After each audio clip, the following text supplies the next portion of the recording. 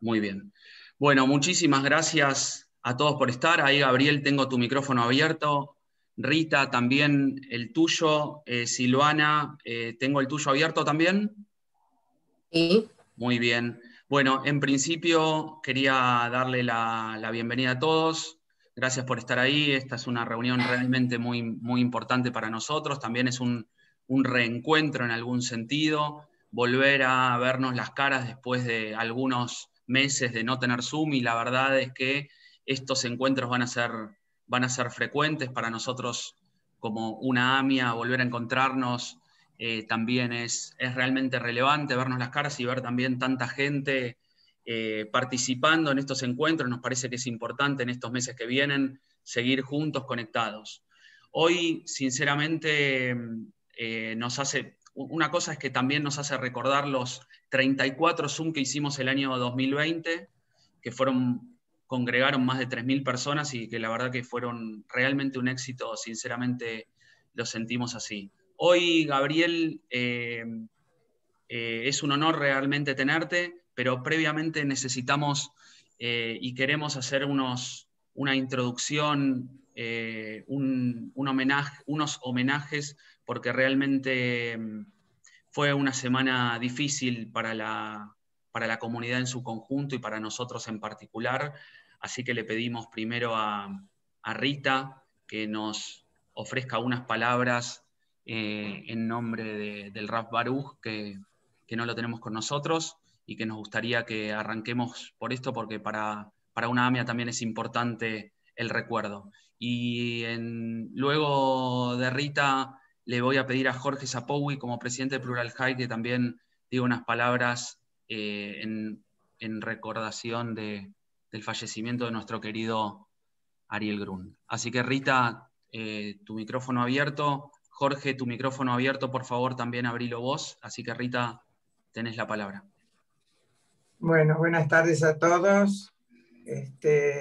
La verdad, yo no soy una persona de hablar mucho. Primero les agradezco a todos los que están presentes, dado que hace tanto que no nos vemos, y es la única forma que tenemos de comunicarnos por medio del Zoom, dado que estamos con esta pandemia de por medio.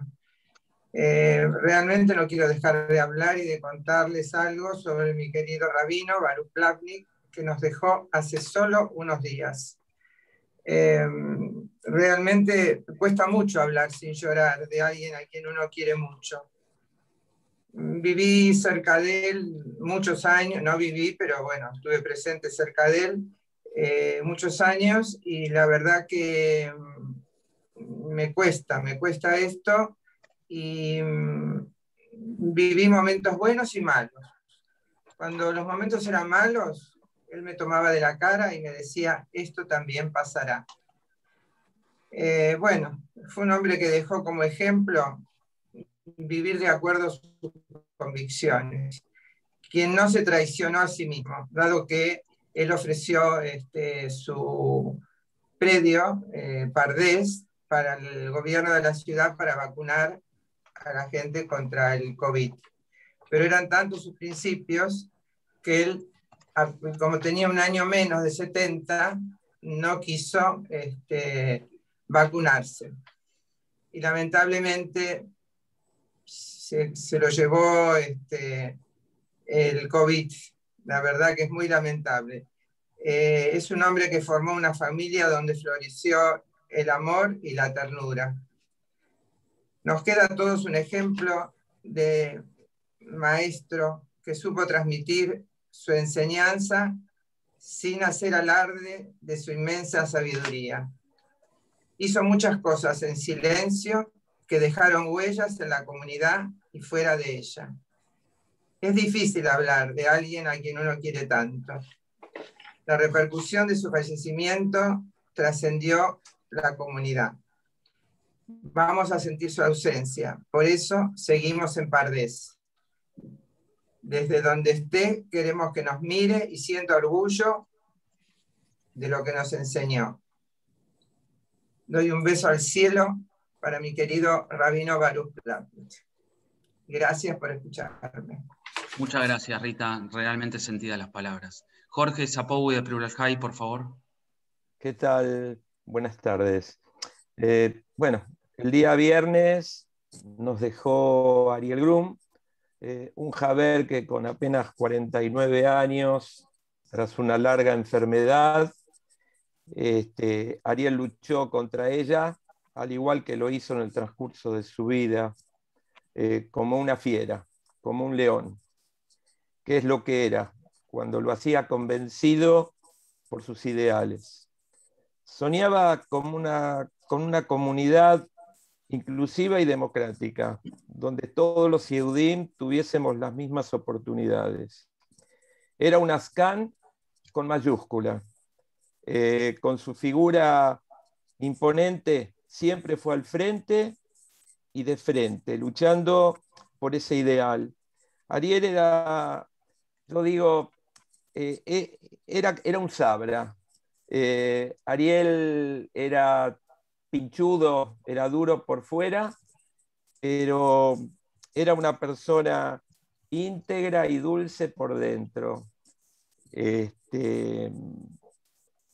Ojalá que el ejemplo de Ariel prenda en muchos jóvenes, en muchas personas que nos siguen en la comunidad. Él seguramente va a estar desde donde pueda muy orgulloso de eso. Yo quiero darle un gran abrazo a su querida mujer, Alina, a su hijo Yaron, a sus padres, para quienes creo que es muy duro perder un hijo, y a su hermana. Quiero decir que, hasta siempre Ariel, y que su ejemplo realmente va a dejar huellas, dejó huellas, ya está dejando huellas. Nada más. Gracias, Jorge, muy, muy claro, muchas gracias, muy, muy sentidas palabras. En este momento, siendo ya 18:12, 155 personas, Silvana, que es miembro de una AMIA y abogada y presidenta de la comunidad Tel Aviv, te cedo la palabra para que presentes a nuestro disertante, Gabriel Ventasgal. Por favor, Silvana, el micrófono es tuyo. Ante todo, bienvenido a todos nuevamente a este espacio, darle la bienvenida a Gabriel, pero previamente decir dos palabras sobre estas dos personas a las quienes recién se refirieron Jorge y Rita. Nos dejaron dos personas inigualables, sin duda desde una AMIA, seguiremos su legado y honraremos su memoria. Ahora sí, entrando de lleno, presentando a Gabriel, que es muy bienvenido por segunda vez en este lugar. Voy a presentarlo, y él es director y cofundador en Israel del programa Public Diplomacy Tzad Asheni, la cara de la verdad, que se dedica a tender puentes entre Israel y el mundo de habla hispano-portuguesa. En el marco del proyecto de diplomacia pública, estableció los contenidos educativos desarrollando varias páginas de internet y contenidos variados. Se formó en ciencias políticas, relaciones internacionales, publicidad y marketing, ciencias políticas por la Universidad Hebrea de Jerusalén, y también relaciones públicas y publicidad por la Universidad Autónoma de Barcelona. Es uno de los referentes sobre temas de terrorismo islámico de habla hispana. Es guía de turismo profesional. Desde los 15 años es educador en centros de formación de educación no formal. En la actualidad, entre otras tareas, colabora con centros educativos formales. Durante una década y media fue productor de noticias para cadenas de televisión europeas en el Medio Oriente, fundó una agencia de noticias y sirvió como analista de diversos medios de comunicación. Tiene libros publicados, como por ejemplo 300x300, 300 preguntas en 300 palabras sobre el conflicto palestino-israelí, Israel en el siglo XXI, una democracia en Medio Oriente, y el libro Azul de Betarim. Muchas gracias, Gabriel, por tu presencia, y adelante. Gracias, Silvana. Gabriel, como recién estábamos hablando, vamos a hacer mucho ping-pong de preguntas, porque la verdad que hay muchos temas dando vueltas. Y la primera pregunta que te haría es, ¿Por qué ahora? ¿Qué pasó? ¿Por qué es hoy lo que vivimos en este momento? ¿Qué es lo que cambió? Esa es la primera pregunta. Ustedes imagínense un patio con césped. Y el césped va creciendo, crece, crece, crece, crece. La concepción del Estado de Israel es que no se puede modificar ese césped. O sea, no podés evitar que el césped siga siendo césped. Entonces lo único que te queda es, o bien sacás el césped a un coste altísimo, o lo cortás, lo podás. Cada X cantidad de años Israel tiene que podar ese césped. Y a lo que me refiero específicamente es, no podés cambiar que jamás deje de ser jamás. En la estructura filosófica de Hamas no existe la posibilidad de coexistir con un Estado judío. Ojo, con un Estado cristiano tampoco. Judíos y cristianos para el radicalismo islámico son ciudadanos de segunda, pueden vivir bajo el Islam, pero con condiciones determinadas. Tienen que pagar, por ejemplo, una jizya, que es el impuesto por cabeza, y otras limitaciones también. Entonces el Hamas piensa así. Hamas no acepta ningún Estado en ninguna frontera. Entonces va a seguir siendo el césped. ¿Qué ha hecho Hamas en todo este periodo de tiempo? Se ha armado, ha fabricado caseramente muchas cantidades de cohetes, al punto de llegar a tener entre 15.000 y 20.000 cohetes, y ha fabricado muchos túneles para protegerse de ellos, para guardar las armas, lo que se llama el metro. En el pasado también había construido túneles para poder entrar adentro de Israel y atacar. Pero hace 3 meses, por suerte, se terminó de construir una pared con sensores que evita que jamás pueda meterse con túneles hacia adentro de Israel. Entonces, ¿por qué ocurre esto? Ahora, primero, ante todo, porque era lógico que iba a ocurrir. Ahora, entrando a tu pregunta, hay 3 niveles de respuesta. Okay. El nivel anecdótico, que es lo que muchas veces los medios de comunicación dicen, el profundo y la razón. Lo profundo es que jamás no acepta Israel, eso lo expliqué recién. Lo anecdótico que a veces se queda en los medios de comunicación son varios eventos. Primero, una familia de árabes vivía en un barrio de Jerusalén del Norte llamado Sheikh Jarrah, que es un barrio esencialmente árabe. Pero los dueños de la casa son judíos. Y lo que ocurrió es que esos dueños, en el 48, ellos lo compraron las casas en el año 1875. Claro. ¿Sabes qué? Una cosa, Gaby. Me piden que eleves el volumen, que trates de hablar más fuerte porque quizás ahí es medio tarde, ¿no, Israel? Perdón. Pero acá hay mucha gente que me está diciendo que por favor si puedes hablar un poquito más fuerte. Perdón. No, ahí te silenciaste. Ah, caíste. Muy bien.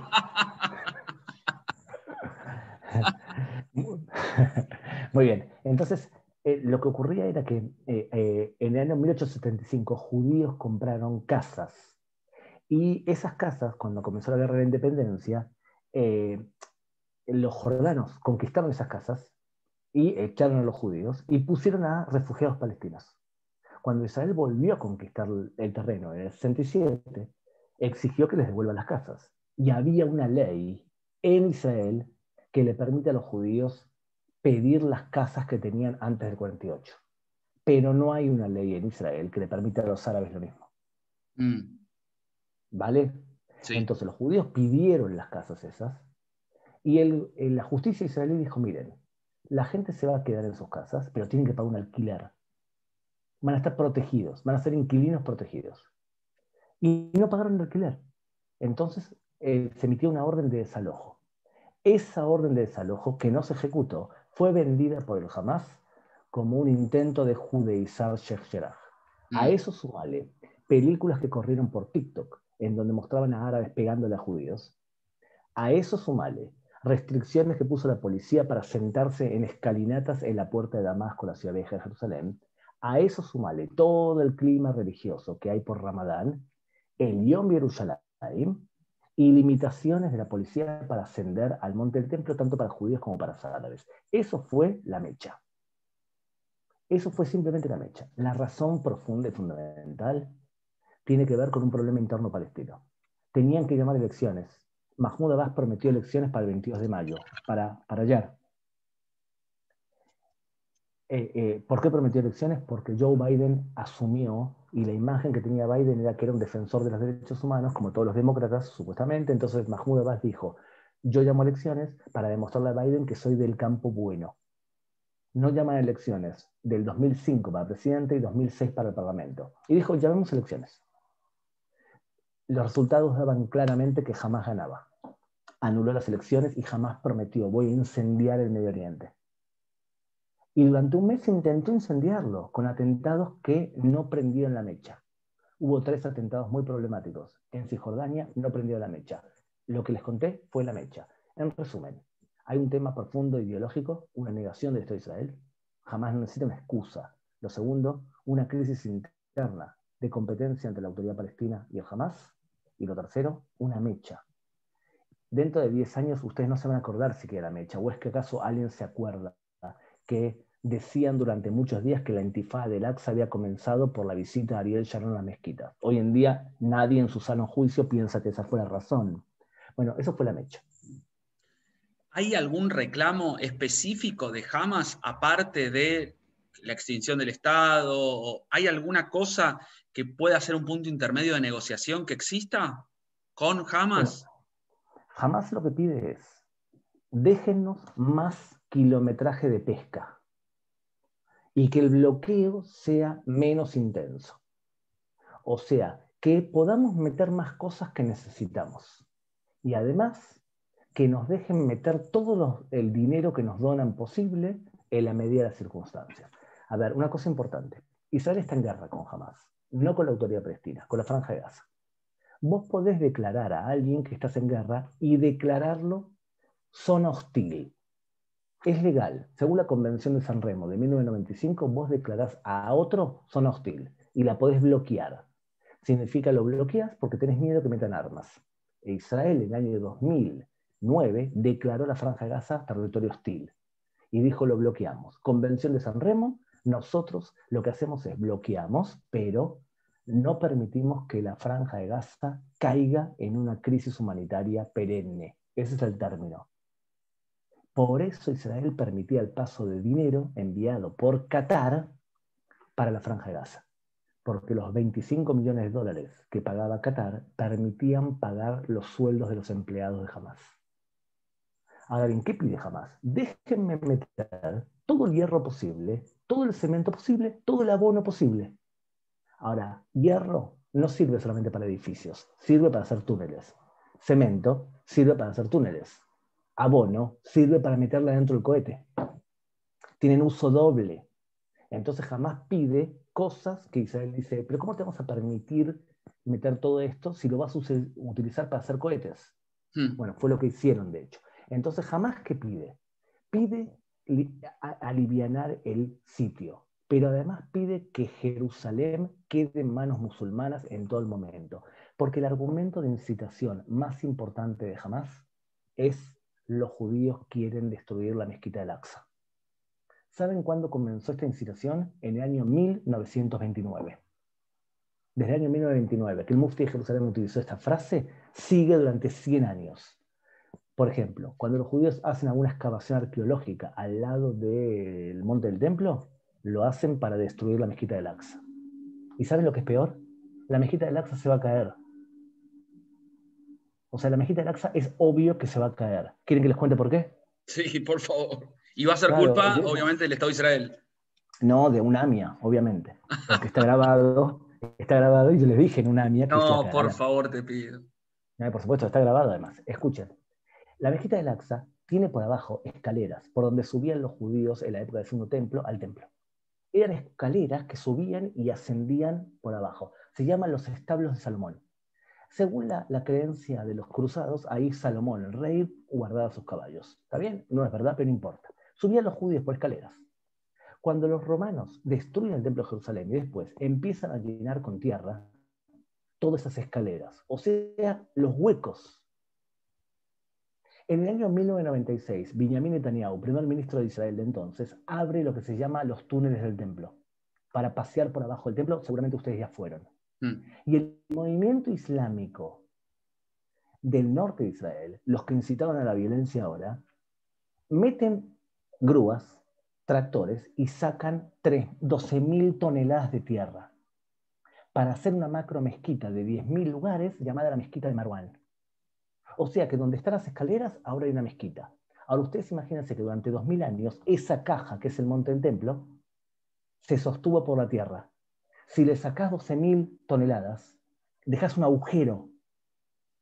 Les recuerdo que cada 100 años en Israel hay un macro terremoto. Cada 100 años hay un terremoto, porque estamos justo en dos zonas tectónicas, entre África y Asia, y chocan las capas, y hay varios terremotos grandes que hubo ahí. El último fue en el año 1928. Ahora, ustedes imagínense, esta es la caja del monte del templo. Acá hay una montaña que es montaña, y acá es un agregado que hizo el... ¿Qué parte se va a caer primero? El agregado, que está agujereado encima. En otras palabras, ¿hay posibilidad que se caiga el monte del templo y que se caiga la mezquita? Sí, totalmente. Un buen terremoto como ocurre cada 100 años y eso lo vuelca. ¿A quién le van a echar la culpa? No tengan la menor duda que le van a echar la culpa a Israel. Pero puede ocurrir, y puede ocurrir porque sacaron más de lo que tenían que haber sacado. Tenemos una pregunta que me la hicieron por lo menos 8 veces y es una de las que más me interesan, pero la voy a hacer después de esta que te hago, ¿sí? Quiero ir al centro después de esta. ¿Estamos en guerra? ¿Por qué no hay paz? ¿Cuánto se puede extender el conflicto? Esa es la anterior a la pregunta que me parece que es la clave, que acá en este Zoom de 186 personas queremos las respuestas. No estamos en guerra. No. No estamos en guerra. Tenemos una guerra de baja intensidad con un grupo terrorista que no es competencia militar para nosotros, pero que sí puede meternos durante varios días en búnkers, o sea, en los refugios de nuestras casas. No es una amenaza existencial para el Estado de Israel. Me atrevería a decir que estoy de acuerdo con el jefe del Estado Mayor del Ejército que dice que hoy no existe en el Medio Oriente una amenaza existencial para el Estado de Israel. Podría haber una escalada a este conflicto. ¿Cómo? Si se metía Hamas. Hamas tiene 150.000 a 200.000 cohetes. Hezbollah.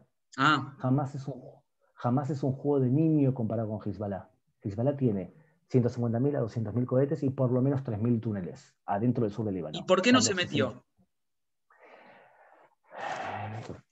Algunos dicen porque Israel amedrentó a Hassan Nasrallah, el líder de Hezbollah, en el 2006 y ahora él prefirió no hacerlo. Otros dicen, tienen tantos problemas internos dentro del Líbano por un tema de crisis económica muy seria y corona, que no quería meter al Líbano, teniendo en cuenta que Israel ya dijo que si se metía a Hezbollah, Israel iba a atacar a todo el Líbano, no solamente a Hezbollah. Porque ahora el que gobierna el Líbano es Hezbollah. Ahora, puede ser que dicen, ¿saben qué? Yo no me voy a meter a defender a los sunitas cuando Hezbollah es chiita y entre ellos se odian. Lo hecho es que no se metió. Entonces, ahí tenemos algo que podía haber explotado y escalado. No se metió. Otro podía haber escalado porque se metía los árabes y Jordania. No ocurrió. Y otro era si había un atentado realmente que nos choqueaba. Por ejemplo, que caía un cohete, Dios no quiera, en un jardín de infantes. Como no ocurrió estas tres cosas, el ejército decidió, no escalamos, atacamos desde el aire, intentamos matar a los líderes de Hamas, con un éxito bastante importante, y también a intentar destruir los misiles que tienen. Y no escalamos. ¿Cómo sería escalar? Meter soldados por tierra. No lo hicieron, solamente por aire. Cuando Hamas dio a entender que quería un cese de fuego, Israel dijo nosotros también. Ahora, la pregunta es, ¿por qué no hay paz? Esa pregunta es clásica del pensamiento occidental. Claro. Porque el pensamiento occidental nos dice a nosotros que si tienes un problema tienes que solucionarlo. En el Medio Oriente no hay tal cosa. Acá hay un problema y el problema es que un grupo no acepta la existencia en ningún sentido del otro. Para el Islam radical no existe, lo voy a decir 2 veces, no existe la posibilidad de que haya una paz con un no musulmán. Teológicamente la única forma de que haya paz es entre musulmanes. Y no se dice paz, se dice sulha. Sulha es el perdón entre musulmanes. ¿Qué puede hacer un musulmán con un no musulmán? Utna, que es tregua. Podés firmar un acuerdo momentáneo hasta que te convenga romperlo. ¿Por qué? Porque Mahoma lo hizo en el año 628 con la tribu de Quraysh. Y todo radical islámico copia al pie de la letra lo que hizo Mahoma. Por lo tanto, ¿qué tenemos con Egipto nosotros? ¿Paz? Lo lamento, tenemos UDNA. ¿Cómo lo sé? Porque ellos mismos lo dijeron. La Universidad del Azhar le dijo a Sadat que él podía firmar una UDNA con Israel porque estaba haciendo lo mismo que hizo Mahoma con la tribu de Quraysh. En Jordania no tenemos ningún testimonio de que es una UDNA. Arafat dijo 19 veces que era una UDNA, que era una tregua, y la rompió cuando empezó la intifada. Ojo, no se pongan tristes. Una UDNA es mejor que nada. Sí. Yo prefiero tener una UDNA que no tener nada. Pero si se piensan que vamos a terminar todos abrazados cantando la canción de la amistad, Shirla Shalom con encendedores, no. Podemos llegar a una UDNA y es bueno. Es más, les quiero decir al principio, yo estoy a favor de una UDNA de 1000 años. Claro. Gaby, voy a apelar a tu espíritu de profesor, tu dinamismo y tu capacidad de resumen, todo junto, porque esta es la pregunta que incluso personalmente es una de las que más me interesan tu respuesta, y acá hay 200 personas que yo quiero que vos los instruyas y les des herramientas, no que les des una conferencia, por lo menos en esta pregunta, ¿ok? En esta pregunta es, ¿cómo le explicamos a un argentino que dice que el pueblo palestino es oprimido por un Estado como el Estado de Israel, y que los judíos, y que esto, y que lo otro, y el pueblo palestino ha sufrido, en contraste con los 3.000 misiles que caen o 3.000 cohetes que cayeron en este tiempo? Pero ¿cómo le damos una explicación fácil que diga, no, no puede ser, el ejército oprime desde el Estado? Y no quiero sumar a esto la respuesta de hoy de nuestro presidente, ¿no? Que habla de una desproporción de la respuesta israelí contra el terrorismo, cosa de que lo hizo en 10 segundos, pero me gustaría que le des a 200 personas que están acá herramientas para que ganen una discusión, puedan discutir en Twitter, le puedan instruir a un hijo, pero tiene que ser lo suficientemente acotado y de resumen para que... Te estoy pidiendo mucho, yo lo sé, pero la verdad es que esa es una necesidad que se tiene. El punto de partida es non calentarum largo vivirum. Bueno. No se calienten. ¿Por qué? Porque el proceso está clarísimo. Somos cada vez más fuertes. ¿Saben qué? Compárenlo, ante todo, con la última crisis del 2014. ¿Ustedes me quieren decir que estamos peor que el 2014? Estamos mejor. En esta crisis, nuestra imagen salió mucho mejor parada. Muchos periodistas claramente decían que jamás era un grupo terrorista y nos dieron mucho más micrófono, incluso en C5N. ¿Está bien? ¿Por qué ocurrió esto? Lo hago en resumen, por 3 razones fundamentales. La primera, el mundo sabe más lo que es el radicalismo islámico. Antes era algo nuevo. 2, veníamos con un antivirus. Significa nuestra imagen estaba muy alta. ¿Por qué? Por el corona. Durante meses se habló de Israel solamente bien. Corona, corona, corona. Y 3, saltaron a Brieger. No por Brieger en sí. Lo que quiero decir es que muchas veces un canal de televisión llama un mediador. Brieger, Cantelmi, en Argentina también. Ese mediador es un analista local que a veces tiene varios problemas. El primero, no se especializa en Medio Oriente, se especializa en un montón de temas internacionales, no siempre en Medio Oriente. 2, y este es más grave, traduce al idioma que él conoce un idioma que desconoce. En el Medio Oriente tenés que ser especialista en Islam, tenés que saber cómo piensa Hamas y cómo piensan los países del Medio Oriente. Vos no podés traducir el conflicto al materialismo, como hace, por ejemplo, Pedro. Pedro lo que hace es decir que el conflicto es por ocupación, y no hay ningún tipo de ocupación en la Franja de Gaza. ¿Pero por qué lo hace? Porque así lo educaron. Para él los conflictos son siempre por tierra, por agua, por petróleo, por cosas materiales. Ve a explicarle a una persona que los conflictos en Medio Oriente son religiosos. Le estás hablando en japonés. Ahora, ese mediador, de pronto aparece esto, que es mágico. El teléfono móvil con posibilidad de saltear al mediador y comunicarte con cualquier pibe de Argentina que vive acá, que te cuenta su experiencia personal en castellano, con acento, que deambula por entre los cohetes, o analistas que hablan castellano que conocen el Medio Oriente. salteamos al mediador. Eso no ocurría antes. Ahora sí ocurrió. Entonces, nuestra posición creo yo que está mejor. Bien. Está mejor también porque no entramos por tierra. Ahora bien, volvamos a la pregunta tuya. La lógica es la siguiente. Uno de los problemas que nosotros tenemos con judíos es que cuando nos preguntan algo, nos ponemos locos porque realmente nos enoja que nos ataquen de esta manera. Ahora, ustedes imagínense que esto es una postura pro-palestina y esto es una postura pro-israelí. Y el que les habla a ustedes, esta es pro-palestina, esta pro-israelí. Y el que habla con ustedes está acá. O sea, es mucho más pro-palestina que pro-israelí. ¿Estamos de acuerdo? Sí. ¿Me siguen? Sí.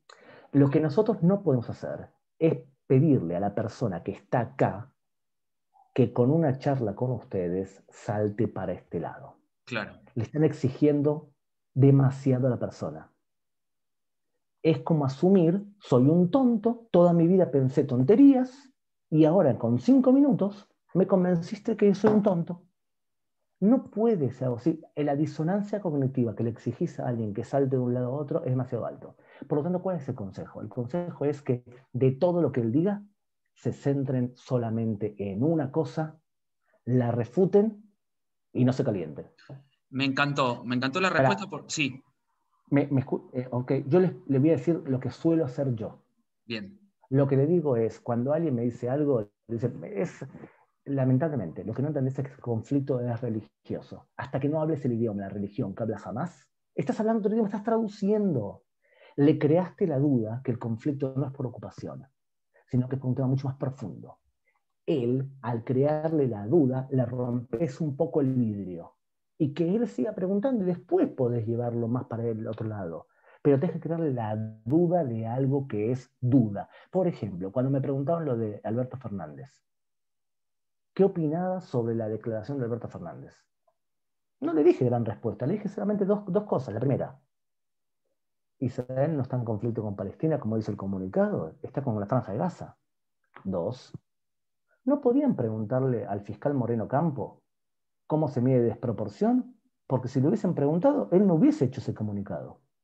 Si se fijan, no les respondí demasiado profundo. Lo único que me interesaba era crear la duda, como que lo que estaban diciendo era chorradas. ¿Por qué? Porque no podemos modificar la estructura mental de alguien en una sola charla. Y por lo tanto lo que hay que hacer es modificar algo chiquitito con la esperanza de crear dudas. Bien. Entendí lo de los 2 puntitos, me encantó, lo de los 2 deditos, ¿sí? Porque estratégicamente mostrás el objetivo de hacia dónde llevar a una persona que está en debate. Ahora, te hago una pregunta. En una persona que está, que es desconocido, un amigo que desconoce el tema, desconoce realmente y como confía en cada uno de nosotros, que cualquiera de los 200 que estamos en este Zoom hoy podría tener y decirle, ¿me aclarás este lío? ¿Cómo puede ser que te tiren 3.000 misiles? Y uno le dice, no, mire, pasan 3 cosas. Esta y esta. Ah, bueno. De hecho, una de ellas, la más citada, pero por los que conocen, hablan de ocupación. Pero yo te preguntaría sobre los que no conocen, ¿cómo le explicamos en reales 3 oraciones? ¿En qué 3 oraciones nos concentramos? Sin calentarnos. Ok. El problema es que, lamentablemente, para poder defender Israel tenés que hacer marketing. ¿Y qué digo? ¿Qué significa hacer marketing? Primer paso, Dale. medir la agresividad del otro. No, 0, un amigo. No, espera. Ok. Primero, medir la agresividad del otro. Si el otro es muy agresivo, tenés que decidir qué actitud tomás. Claro. Ok, podés decirle, yo le respondo bien, no me voy a ensuciar, o le podés decir, le respondo el primer golpe agresivo para que él cambie su forma de hablar y cuando vuelva a la normalidad, yo también vuelva a la normalidad. Pero eso es una cuestión filosófica de ustedes y tiene que ver con que si ustedes están dispuestos a ensuciarse las manos para defender a Israel. O sea, no tiene que ver con el contenido, tiene que ver con una cuestión de ustedes mismos como seres humanos. ¿Quién está dispuesto, ¿quién está dispuesto a utilizar algún tipo de mensaje que no sea ameno? O sea, ese es el primer paso. Segundo, paso muy importante. Tenés que intentar entender cuál es el tipo de persona que emite la información. Porque hay 6 tipos de personas. Lo voy a decir rapidísimo, ¿está bien? Buenísimo. 6 tipos de personas diferentes. Primera, el ignorante. Él no sabe el conflicto. Respondele con amor en frases cortas. ¿Te pregunta algo? Le respondes. Él no te pregunta más, no le sigas preguntando. Frases cortas. ¿Está bien? Ignorante, frases cortas. La gran mayoría de la población que nosotros tenemos contacto son gente que no sabe el conflicto y no tiene por qué saber. Segundo público. Judíos que se odian a sí mismos. Te lo digo yo, que me llamo Chaim Goldschmidt, Israel es un estado de apartheid. ¿Está bien? Primer punto. ¿Qué tiene que ver que sea judío? Tú puedes ser judío y ser tonto a la vez, y puedes ser israelí y ser tonto a la vez. ¿Qué tiene que ver tu árbol genealógico? Yo discuto contenidos. Hablemos de contenidos, no hablo tu árbol genealógico. Tercer público, cristianos que critican a Israel. Tengan en cuenta, los cristianos citan la Biblia. Génesis 12, capítulo 3. La tierra de Israel pertenece a los judíos. Si tú eres un buen cristiano, eso tienes que creer en la Biblia. Si no, eres un mal cristiano. Tercer público, cristianos. Cuarto público, árabes de vuestro país. La gran mayoría de árabes son cristianos. Se fueron del Medio Oriente porque no podían vivir como musulmanes, como dhimis, como ciudadanos de segunda. Recordales su pasado cristiano. ¿Por qué te estás yendo de Medio Oriente? Si tú vivías en Belén, ¿por qué en Belén hoy hay el 8% de la población que es cristiana nada más? Cuando eran 80. ¿Qué pasó con los cristianos? Quinto público, antisemita. No le respondes a un antisemita. Un antisemita no hay que darle legitimidad. Él quiere presentarse como alguien que tiene una opinión. Y antisemitismo es odio, no es opinión. Y por último, alguien de extrema izquierda. Hablale en terminología islámica que le vas a hablar en japonés, lo descolocás. No entiende dónde le saliste, porque él se crió no pensando en terminología islámica. O sea que hay 6 públicos diferentes. El ignorante, el cristiano, el judío que se odia a sí mismo, el árabe, el de extrema izquierda. ¿Y me estoy olvidando de alguno? Y el judío que se hace a sí mismo, musulmán, cristiano, el árabe, el antisemita. Okay, son 6, ¿está bien? Entonces, Perfecto. el tema es que rápidamente intentes entender quién es el emisor de la información y adaptar el mensaje a ese nivel de información. Es simplemente cuestión de práctica. Te dije 6 públicos diferentes, lo más fácil es descolocar a una persona según el emisor de la información. Correcto. Ahora, bueno, ahí voy a un punto que vos lo nombraste y lo voy a renombrar, que es el antisemitismo, es el antisionismo, es una cara, como se dice siempre, del antisemitismo moderno, el antisionismo, es cara del antisemitismo. ¿Cómo justificás eso? Porque hay mucha gente que todavía lo vuelve... me piden que repitas lo de la Biblia, que les gustó acá. Así que repetí lo de la Biblia. ¿Cuál es el...? Ante todo, una aclaración importante que me mandaron un mensaje. Mi hija cumplió 17 años ayer. Entonces, todo lo que ven atrás no son figuras eróticas, sino que es todo tipo de mensajes que le pusimos a mi hija para el cumpleaños. ¿Ven? Yo no me animé a preguntarlo, ¿eh? No me animé. Ok, esto es el formato del novio que le decíamos. Está bien, pero todavía no tiene. Pero ese es el cumpleaños. Ok. No, el de tu derecha era a tu derecha atrás era el del otro lado, claro. ¿Este? Sí. No, la cuestión es cumplió 17 años. No hay ningún problema, pero la pregunta es, primero que repitas lo de la Biblia. Ok, escuchen. ¿Saliste en TN recién así también con el pizarrón, el mismo pizarrón? No, con la cortina atrás, con la cortina tradicional. Okay. Resulta que una persona cristiana cree en 2 textos, en el Nuevo Testamento y en lo que ellos llaman el Viejo Testamento, para nosotros la Torá. Creen en los 2, no creen en uno. ¿Estamos de acuerdo? Sí. Una vez en Madrid, una mujer me empieza a insultar y empieza a decirme, ustedes los judíos y los judíos y los judíos, y me empieza a insultar, y la mujer estaba con una cruz enorme de madera. Entonces digo, mira señora, yo le voy a responder a usted, pero le voy a pedir un favor. ¿Se podría sacar la cruz? Me dice la mujer, pero no entiendo, ¿por qué? Señora, porque usted es una mala cristiana. Póngase de acuerdo consigo misma. Si usted es una mala cristiana, diga lo que usted diga, pero sáquese la cruz. Me dice, no entiendo. Una persona buena cristiana cree en el Nuevo Testamento y en el Viejo Testamento. Y en el Viejo Testamento dice, en Génesis 12, capítulo 3, que la tierra Repetilo, de Israel, Génesis 12, capítulo 3. Sí, el 12.1 es cuando Abraham sale de Ur de los Caldeos, el 12.2 cuando llega, el 12.3 Dios le promete que la tierra de Israel será para ellos y para su descendencia. ¿Dónde dice que la tierra es para los palestinos? O sea que si usted es un buen cristiano, póngase de acuerdo con usted misma. Si es un buen cristiano, tiene que creer lo que dice la Biblia. Y si es una mala cristiana, va a hablar como está hablando usted. Pero póngase de acuerdo, porque vuestra iglesia no dice lo que está diciendo usted. Está muy bien.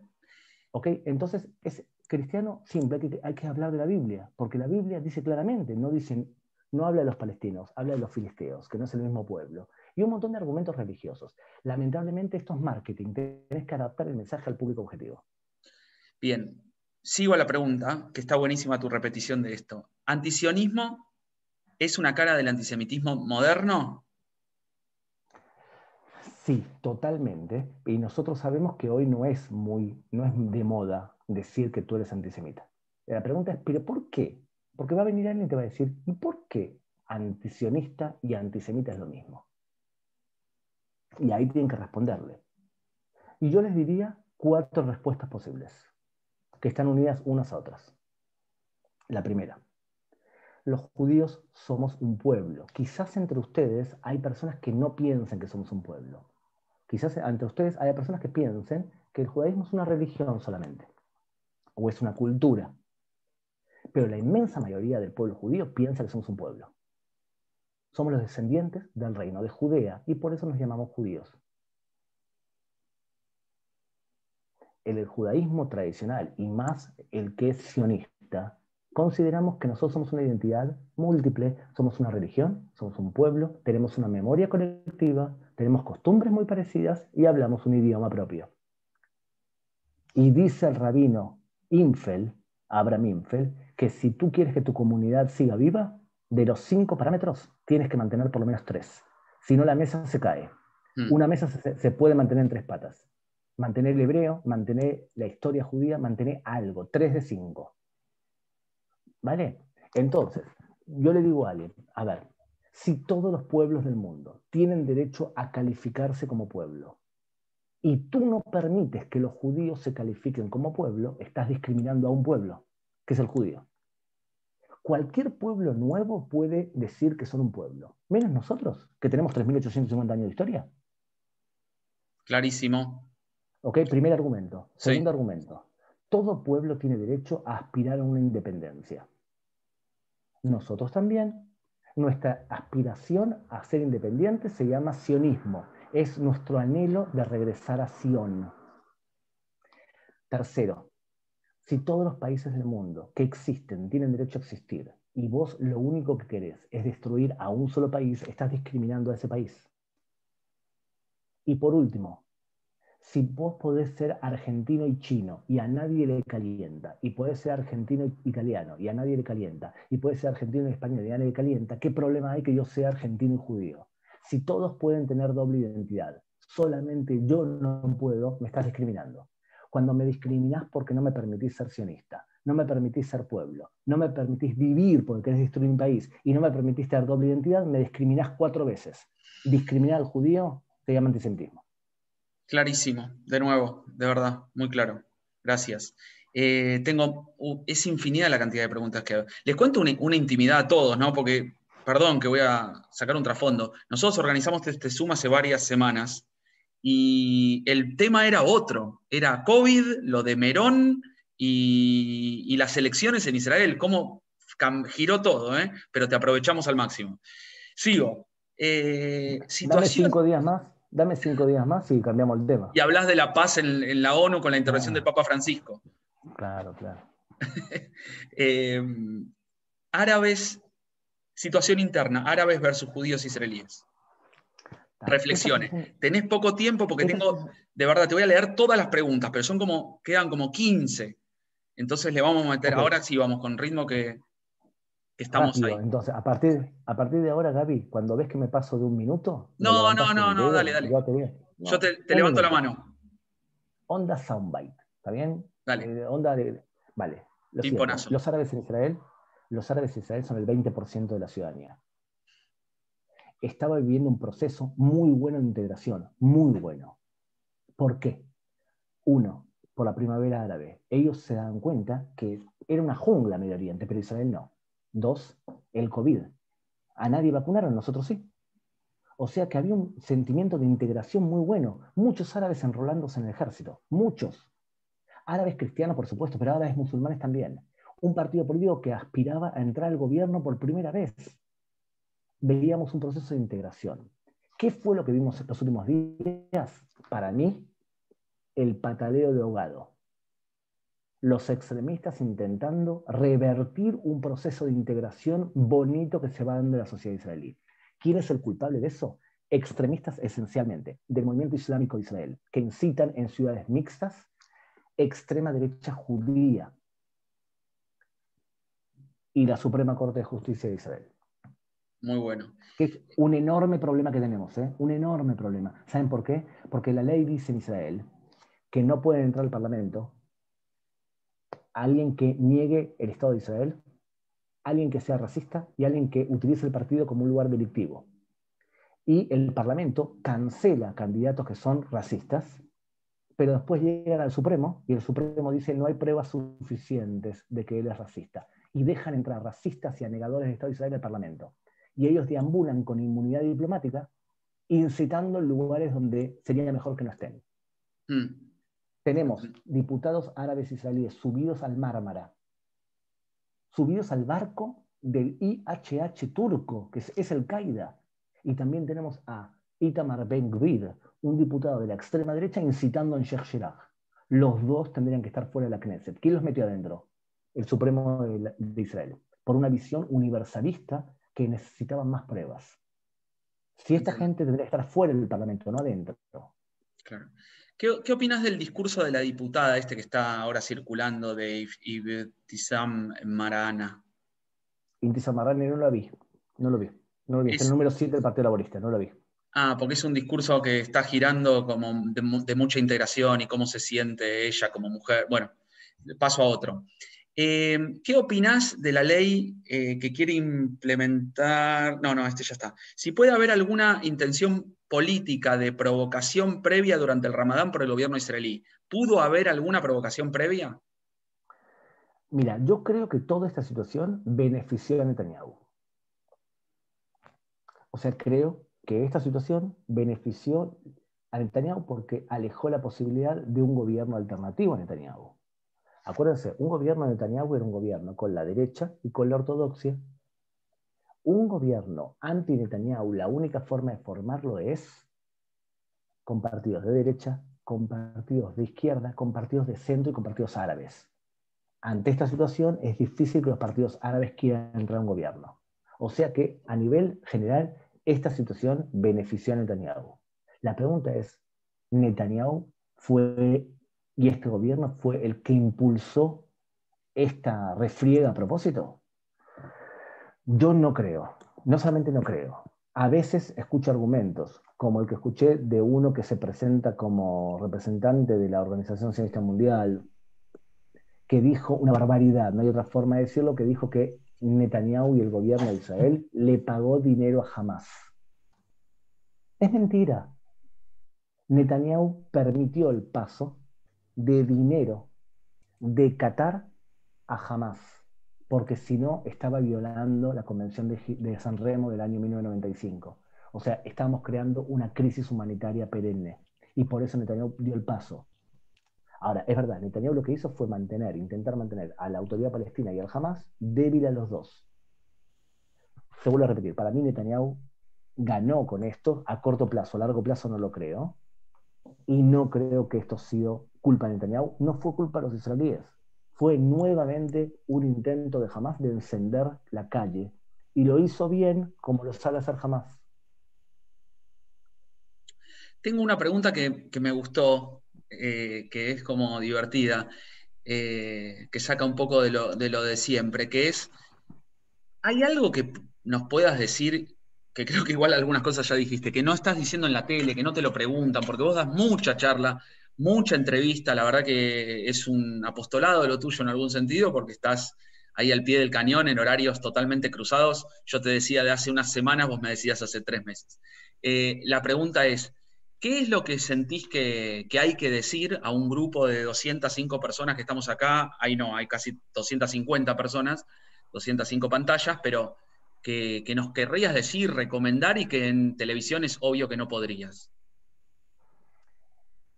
Primero, yo el punto de mi partida es que tengo orgullo judío. El punto de partida es orgullo judío. No tengo la menor intención que nadie me basuree. Entonces, si alguien se va a pasar de la raya y va a decir algo que no me gusta, se lo voy a hacer notar. Les voy a dar un ejemplo concreto y continúo. Vladimir Villegas, periodista de Venezuela. Voy a Globovisión y él empieza la entrevista diciéndome, ¿qué derecho tienen los judíos a un Estado propio? ¿Usted se entiende la gravedad de esa pregunta? ¿Qué derecho tienen los judíos de qué? Claro. ¿Qué derecho tienen los judíos a un Estado propio? Todos los países del mundo no te calientan. ¿Los judíos te preguntas eso? Ahora vos le podés decir a Vladimir Villegas, Vladimir, somos un pueblo, tenemos derecho a un Estado propio. A mí me habían dicho que el tipo era bastante problemático, que era mejor que lo corte al principio, y ahí está la respuesta. Al principio, hacerle entender quién es el que domina el terreno, para amedrentarlo, porque él no quiere quedar como un pots con la audiencia de él. ¿Me siguen? Correcto. O sea, al principio, media amedrentarlo. Y después, cuando él es amable, yo también. Entonces, Vladimir Villegas fue esa pregunta. Yo le dije, perdón, Vladimir, ¿qué te hace pensar que te tengo que responder algo así? Me dice, no entiendo. Yo pertenezco al pueblo judío. Tengo 3.850 años de historia. Desde la salida de Egipto, 3.250 años de historia. Tú eres un venezolano, 200 años de historia. Yo 3.250, tú 200. Que venga un japonés, un chino a preguntarme algo así. No tú, que acabas de nacer. No, no lo quise ofender. No me estás ofendiendo, te estoy diciendo la realidad histórica. No voy a justificarme ante ti mi derecho a existir. Un griego no me lo pregunta, me lo preguntas tú. La primera etapa es, en la medida de lo posible, marcar la cancha. ¿Está bien? Entonces, después, en general, se calman los periodistas porque se dan cuenta que, pero si no, prueban, porque ellos necesitan informar llamando la atención. Ahora bien, cuando ya pasamos al diálogo amable, entonces explicar claramente que el conflicto no es por tierras, sino que es un conflicto religioso, y que a veces, lamentablemente, para poder responder, tenés que sacar un poco de información de ley internacional, un poco de Islam, un poco de historia, un poco de temas militares. Cuanto vos más dominios tenés sobre contenidos, podés jugar con los contenidos agarrando de donde viene. ¿Me entienden? O sea, ustedes imagínense que ustedes tienen los bolsillos con monedas. Cuanto más monedas tengas, más posibilidad de poder sacar monedas de distinto índole. Cuando viene el presidente y te dice que hay desproporcionalidad del uso de la fuerza, Claro. y el periodista te dice, ¿y por qué no hay desproporcionalidad? Tenés que explicarle cómo se mide desproporcionalidad. No se mide como lo dijo el presidente en 10 segundos. Lo explico en 2 palabras porque es Sí, por importante. favor, por favor. Imagínense que Gabriel, ven que está sentado y que tiene un dibujo, un cuadro mucho más bonito que el mío detrás. Es más, compró en oferta, le dieron 3 por el precio de uno. Exacto. O sea que En el fíjense. 11. Claro, el 11. Imagínense que Gabriel tiene abajo del sillón, de la silla de él, tiene una bomba nuclear. ¿Bien? Si Gabriel explota la bomba nuclear, van a morir 3 millones de argentinos. Pero si yo vengo con un avión de combate y lo mato a Gabriel, van a morir 3.000 personas del edificio y del barrio de Gabriel. ¿Me siguieron la situación? Si él explota, 3 millones de muertos. Si lo mato a Gabriel, van a morir 3.000 personas que son inocentes. ¿Bien? Sí. Desproporcionalidad se mide cuando la amenaza que representa Gabriel es desproporcionada a las víctimas inocentes que procuré. Entendido. Significa, en el caso de Gabriel, es totalmente proporcional. Salvé a 2.970.000 y maté a 3.000. En este caso, no voy a perder un juicio jamás. Por eso la aviación israelí filma todos los ataques. Para que no venga un presidente argentino y diga, es desproporcionado. Dale, llévame a juicio. Llévame a juicio. Te voy a demostrar que no es desproporcional. Por eso cuando hay demasiados niños rodeando a un terrorista, la aviación israelí aborta. Sí, eso es cierto. ¿Verdad? Porque es desproporcional y siempre hay un asesor judicial al lado del piloto diciendo esto se puede, esto no se puede. Puede cometerse errores militares y a veces ocurren. Pero la pregunta es si hay intención de la aviación de cometer esos errores. Por eso Sí, cuando alguien te dice, hay un genocidio. Si Israel quisiese hacer un genocidio, en cuestión de segundos lo hace. tiene la capacidad bélica para poder para provocar un genocidio. Clarísimo. Lo que nosotros queremos es que no muera gente inocente. Y de hecho, 240 muertos hubo en esta refriega, de los cuales 180 son militares. Es un número altísimo positivo. En general, las guerras de Israel con Hamas era 1-1, un militar, un civil. Acá es menos todavía. La guerra en Irak era un militar, 45 civiles. Ahí, ¿sabés que esto que acabas de decir se asocia a algo que ya respondiste, te soy sincero, pero como lo repiten y lo repiten en las preguntas, la voy a hacer de nuevo textual, es una de que la inició Claudio Schupau. Mira, dice, ¿cómo podrías explicarle al mundo, tenés 40 segundos igual, ¿no? Televisivo, ¿cómo podríamos explicarle al mundo que el enemigo es Hamás y no Palestina? Porque es como la clave del asunto, me parece. Pero cuando vos hablas de las víctimas, que hay víctimas palestinas, civiles, los militares, los terroristas, digo, siempre se complica en esa situación, pero es el foco de la cuestión. Mi hijo Aitán, cuando tenía 7 años, estábamos en Margen Protector 2014 y volví a casa y dijo, odio a los árabes. Le dije a mi hijo Aitán, ve al depósito, tomas tu bolso azul, el de deportes, lo llenas de ropa porque en mi casa racistas no van a vivir. Se puso a llorar. Si yo educo a mi hijo a que odie a los árabes, lo estoy educando a odiar. Cuando termine el conflicto, vamos a matarnos entre nosotros. ¿Qué es lo que le va a pasar a los palestinos? Porque están educando a matarse para inmolarse. Nuestro conflicto no es con los palestinos. Son terroristas y con ellos tenemos el conflicto. Yo no voy a educar a mi hijo a que odie a los palestinos, porque si no el ejército mataría a todos los palestinos indiscriminadamente. Y cada vez que hay una muerte de un palestino totalmente injusta, nos lo cuestionamos y a veces demandamos al soldado. Yo no voy a enviar a mi hijo a un ejército de bandidos para que maten palestinos en forma libre. Nuestro problema son con terroristas.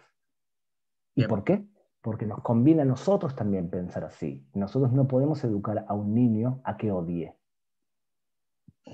Bien, clarísimo, me encantó. ¿Por qué hay tanto apoyo en el mundo al pueblo palestino, a las ciudades del mundo con palestinos y cuántos palestinos viven afuera de Palestina? O sea, ¿cuántos palestinos viven afuera de Palestina y por qué hay tanto apoyo? Incluso en Argentina tuvimos algún caso hace horas, que es explícito a veces el apoyo, incluso a Hamas, y tanto apoyo habiendo ese contraste de los misiles que vuelan hacia Israel y poblaciones civiles. Bueno, ante todo, quiero decir que mi sensación es que cada vez nos odian menos. La mayoría de cristianos hoy en día no odia a los judíos y hay mucha gente que admira a Israel. Muchísima. O sea que yo soy bastante optimista con ese aspecto. Ahora la pregunta es por qué este tipo de declaraciones depende de dónde. Hay algunos que consideran que todo el conflicto es por tierras, entonces es todo antiimperialista, como el charlatán aquel del diputado. ¿Está bien? Él viene de una formación de extrema izquierda y él dice que todo el conflicto es colonial, el conflicto es por ocupación y hablarle de algo de lo que opinan Hamas y le hablas en japonés. Hay algunas personas que hablan porque hablar del judío es gratis. Todos hablamos sobre Israel, como si todos fuesen especialistas. ¿Está bien? Y hay también un nivel de antisemitismo claro, que antes se odiaba a los judíos y ahora se odia al país de los judíos. Cuando alguien, tengan en cuenta, cuando alguien dice que Israel es un estado nazi y cuando alguien dice que Israel es un estado apartheid, o sea, podría explicar en 2 palabras por qué es ridícula la comparación. Y a veces la hacen judíos, pero recuerden, se puede ser judío y ser tonto a la vez. Y se puede ser israelí y ser tonto a la vez. No hay contradicción. Somos un pueblo normal. Ahora, ¿por qué utiliza la palabra nazi y apartheid? ¿Se acuerdan cuando los nazis asesinaron judíos en Europa? Antes de asesinar judíos, ¿qué hicieron? A través de la palabra ilegitimizaron la existencia del judío. El judío dejó de ser un ser humano y pasó a ser un virus. Cuando vos a través de la dialéctica lográs que el judío deje de ser un ser humano, asesinar al judío es fácil cuando convenciste que no es un ser humano. Cuando vos convences que el judío es un estado nazi, ¿qué se hace con los estados nazis? Se lo destruye. ¿Y qué se hace con el estado apartheid? Se lo saca a la comunidad internacional. Esto es la lucha dialéctica. y es a través de la palabra intentar dialécticamente corroer la legitimidad de un solo Estado en el mundo. Entonces la pregunta es si nos vamos a meter a discutir esa lucha dialéctica. Excelente. Pregunta puntual. Con Bahrein, Marruecos y los Emiratos Árabes, ¿hay paz o UTNA? No escuché ningún comunicado de ellos, pero recuerden lo siguiente. Todo radical islámico considera que todo lo que hizo Mahoma es perfecto. Mahoma es, según el Islam radical, Masum, es perfecto. Entonces, si Mahoma se casó con una criatura, te puedes casar con una criatura, como hizo con Aisha, su tercera mujer. ¿Está bien? Si te reís de Mahoma, te matamos como hicimos con los humoristas de Charlie Hebdo. ¿Me siguen? El punto de partida es todo lo que hizo Mahoma es perfecto. Pero hay otras versiones del Islam que consideran que Mahoma es un ser humano que nos enseñó cosas y es alegórico. No todo lo que hizo es perfecto. Entonces, un radical islámico te va a decir que se tiene que copiar lo que hizo Mahoma porque Mahoma hizo una UTNA. Y otros te va a decir, no, se puede llegar con un judío, con un cristiano a una especie de acuerdo. Para el punto de partida es, si vos no sos radical, aumenta tu capacidad para poder hacer una paz con un no musulmán. O sea, ¿de qué depende? Emiratos Árabes, por ejemplo, le cortó el micrófono a los imanes radicales. Emiratos Árabes tiene la religión, la domina el Estado, y ellos impusieron que toda la retórica religiosa es moderada. Arabia Saudita, en los últimos meses, cada vez que alguien habla de algo radical, intentan cortarlo y le pidieron a los imanes que empiecen a hablar sobre la convivencia entre Mahoma y los judíos. ¿Para qué? Para empezar a preparar el clima para firmar algún tipo de acuerdo. Durante años hablaron que Mahoma odiaba a los judíos y que los judíos eran traidores de profetas. ¿Me siguen? O sea, vos preparás el clima religioso y de esa forma vas a interpretar de una forma moderada o radical. Muy claro. Acá hay una pregunta puntual que habla de Netanyahu y la conveniencia de que exista Hamas o que haya incentivado, no la reacción, pero sí en los papers que están circulando en los artículos en Israel. Si podés hacer una reflexión sobre el tema. Perdón, me perdí. Sobre Netanyahu y su relación con Hamas o su conveniencia de que exista. Algo ya dijiste igual. La estrategia de Netanyahu para mí fue muy clara y era debilitar a la autoridad palestina, debilitarla, porque considera Netanyahu que Mahmoud Abbas no es un socio para la paz y porque además la autoridad palestina hace cosas relativamente graves. Por ejemplo, el 11% del presupuesto lo paga a asesinos que están en las cárceles. Entonces Netanyahu no considera que Mahmoud Abbas es un socio. La izquierda israelí sí considera que es un socio, que hay que darle una oportunidad. ¿Me sigue la lógica? Sí. O sea, Netanyahu no cree en Mahmoud Abbas, pero también Netanyahu no cree en Hamas. ¿Qué hizo Netanyahu? Intentar mantener a los dos separados, peleados y débiles. Esa fue la estrategia. Lo logró durante 7 años, hasta que explotó. La pregunta es, ¿qué alternativa tenía? Algunos van a decir, no, reforzar la autoridad palestina, que tengamos un socio para la paz. Netanyahu no piensa así. Él no piensa que la autoridad palestina es un socio para la paz.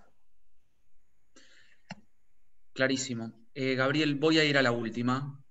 Es una especie de repetición. Tiene un poco de resumen. Pero sí quiero que, por favor, antes de ir cerrando y obviamente agradeciéndote enormemente y las 200 y pico de personas que hay acá, seguramente también se lleven mucho para la casa y seguramente muchos te han escuchado porque estás dando charla en todos los Zoom y la verdad que está buenísimo que lo hagas porque es muy aclaratorio, sinceramente.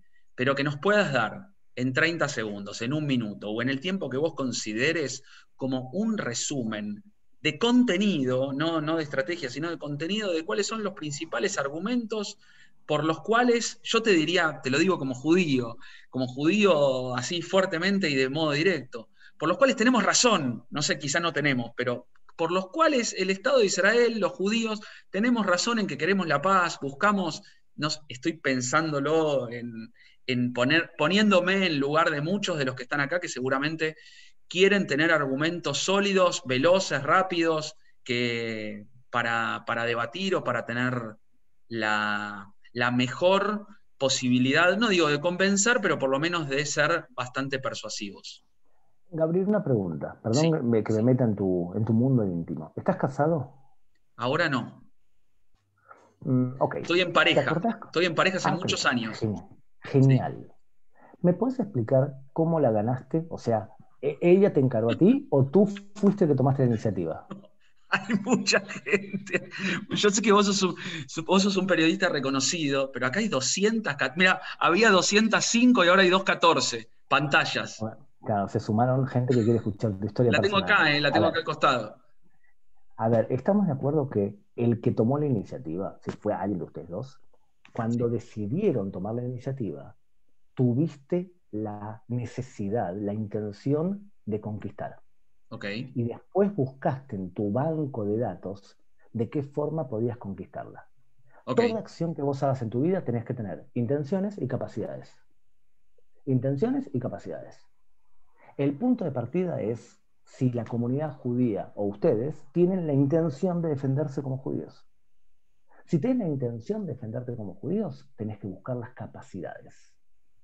Y las capacidades significa contar con la mayor cantidad de argumentos posibles para poder defenderte y no importa si que ganes o no ganes una discusión. Lo importante es que vos salgas bien y lo más importante, que Lo tu discuto hijo mucho el tema, pero te hago una pregunta. ¿Cuáles son tus 3 argumentos? Espera un segundito. Sí. Que tu hijo también vea que papá se sabe defender sin calentarse. Para eso, Totalmente. entre paréntesis, hay una organización argentina que se llama Basilea, que está trabajando muy bien con los pibes para formar pibes que nos representen bien, que tengan intenciones y capacidades. ¿Ok? Creo que está Sergio por aquí deambulando, Sergio Piccol. Sí, Él, está.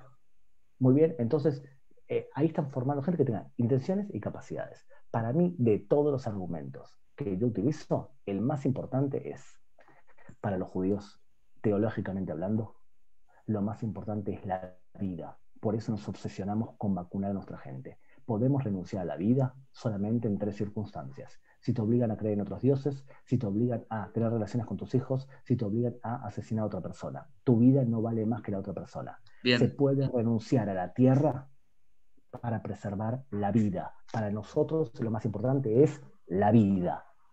El Hamás no piensa así. Por lo tanto, ahí está la diferencia fundamental entre nosotros y ellos. Nosotros estamos obsesionados por la vida. Lo vimos en la pandemia y lo vimos también durante la guerra. Me encantó. 2. Dame uno cortito más. O 2 más cortitos. Lamentablemente el conflicto no es por tierras, no traduzcas el conflicto al idioma que a vos te queda cómodo, sino habla el idioma del Medio Oriente. Y el idioma del Medio Oriente es, lamentablemente, religión. Bien. 3. 3. ¿Se acuerdan intenciones y capacidades? Sí. Si Israel tuviese la intención de hacer un genocidio del pueblo palestino, tiene la capacidad para poder hacerlo. Si no lo hace, es porque no tiene la intención. En cambio, el Hamás tiene la intención, pero no tiene la capacidad. Si fuese por Hamás, nos tirarían bombas nucleares. No las tienen, y por eso no lo hacen, no porque no declaran que lo tienen. Entonces vos, como demócrata, decidí ¿del lado de quién estás? ¿Del que tiene las capacidades y no la usa? ¿O del que no las tiene pero le gustaría tener? Ahí te marca vos la cancha. ¿En dónde estás? Y otra cosa, ¿cómo puedes dormir tranquilo? O sea, te lo voy a hacer la psicológica, Gaby, de alguna manera.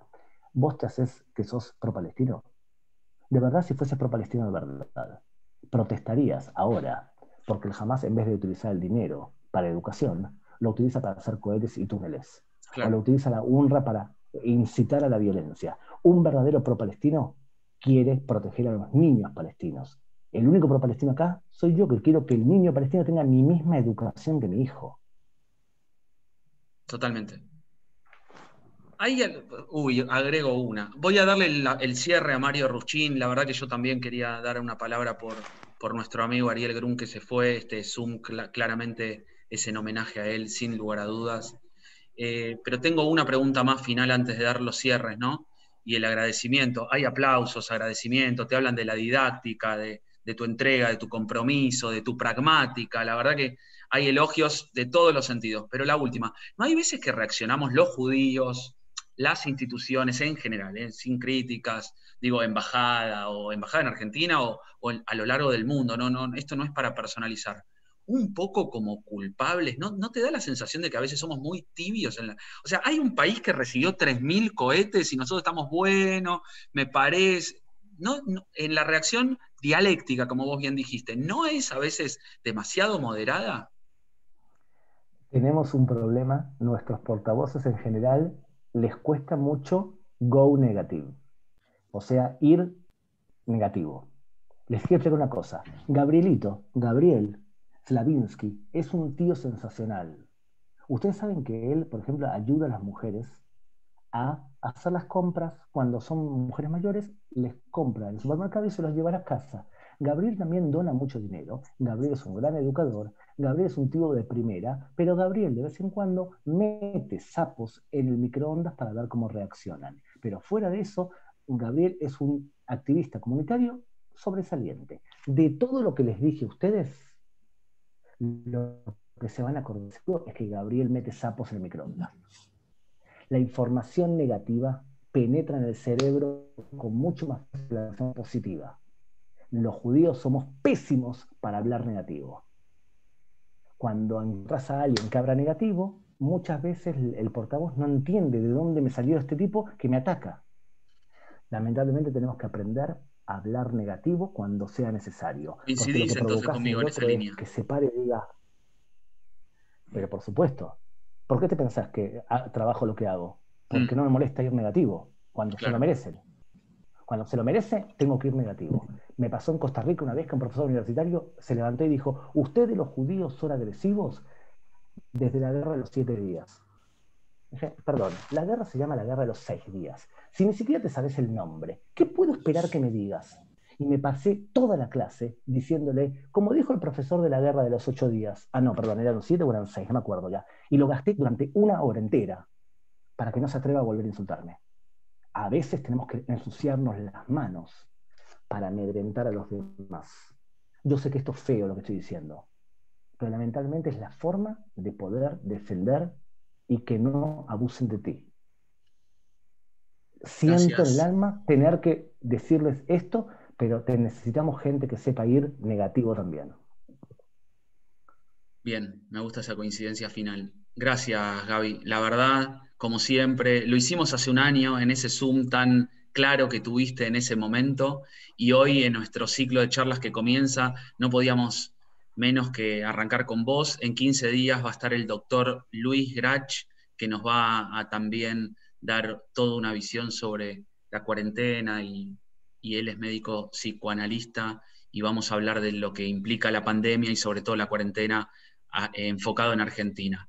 Para darle el cierre a Mario Ruchin, agradeciéndote, pero sin dejar de dedicar esto en la memoria de Ariel Grun, la verdad que fue un militante real de una AMIA, y yo simplemente voy a decir, porque lo conozco hace pocos años, pero sí que fue uno de los pilares en los que en el último tiempo, cada vez que había que ir a militar y a ir a los clubes y repartir, siempre estaba realmente presente, dispuesto y con mucho compromiso y convicción, como dice la gente ahí, Rita que aplaude, o Jorge Sapoui que de Plural High como presidente le hizo el homenaje. Así que también este Zoom es para él, esta gran convocatoria es para él. Gracias, Gabriel, y le dejo la palabra a Mario Ruchin. Mario, tenés el micrófono abierto. Bueno, muchas gracias, buenas noches. Hago mía las palabras que expresó Gabriel Slavinsky de Ariel Grun, y quiero agregar también el recuerdo de homenaje al rabino Baruch Plavnik, que el año pasado, antes de la pandemia, nos abrió su comunidad, la Nación Pardés, nos cedió el púlpito en un Kabbalat Shabbat, y en ese momento Alejandro Kaniev pudo expresar lo que eran las intenciones, y son hoy todavía las intenciones de la agrupación de UNAMI. Así que mi gran recuerdo a ambos, y bueno, un homenaje, y seguramente que lo vamos a extrañar mucho. Por otro lado, agradecer lógicamente a Gabriel Tasgal por su charla, por su conferencia, por sus conceptos, por los insumos que nos brindó, por los consejos marketineros que nos está dando, porque nosotros como dirigentes comunitarios, y además como todos los que están acá, en el Zoom que están vinculados con la vida de la comunidad judía. A diario se nos presentan incógnitas, preguntas y discusiones que tenemos que abordar o artículos periodísticos que tenemos que analizar. Dentro de los consejos que nos dio Gabriel Ventasgal, yo me anoté uno que dijo: no calentarum un largo vivirum. Nosotros desde UNAMIA no le vamos a hacer caso totalmente a lo que él dice, lo vamos a partir por la mitad. Sí vamos a hacer un largo vivirum, pero estamos operativos, vamos a trabajar, nos vamos a calentar con la disculpa de la expresión para continuar trabajando, para estar todos juntos, con miras a las próximas elecciones de AMIA, para ver si nuestra agrupación puede llegar a obtener una mayoría para poder gobernar la AMIA en la futura cadencia. No sabemos todavía cuándo va a ser, estamos trabajando para fijar una elección prudencial con todos los recaudos que sean necesarios. Así que sigamos juntos, no nos dispersemos, estamos trabajando, no hemos desaparecido y adelante. La verdad, un lujo haber estado hoy aquí. Nuevamente, muchas gracias, Gabriel, por tu alocución, por tu conferencia, fue sumamente interesante. Un abrazo para todos y como dijo Gabriel, el 6 de junio tenemos otro Zoom programado con el doctor Luis Grach, que bueno, que tal vez nos va a dar otra óptica y nos va a calmar un poco nuestra ansiedad desde el punto de vista psicoanalítico. Buenas noches para todos. Gracias, Mario, gracias, Gabriel, aplausos. También el homenaje a las dos personas que se fueron. Gracias, Gabriel, gracias, Mario. Como siempre cerramos con muchas voces, UNAMIA. Gracias.